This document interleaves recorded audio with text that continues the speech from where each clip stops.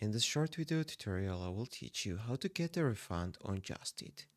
First of all, you need to open your Just Eat mobile app or website version, and you need to log into your account. After that, you need to go to the orders and you need to find the specific order you want to refund for. Then you need to select the problem. Tap Help or Get Support, choose the issue, missing item, late delivery, wrong food, or order not delivered. Explain the situation, add details, screenshots if needed, be clear and polite of course, and submit refund request. So Just It will review your claim. If approved, your money goes back to the original payment method. Time varies from 3 to 10 business days. There are also some tips.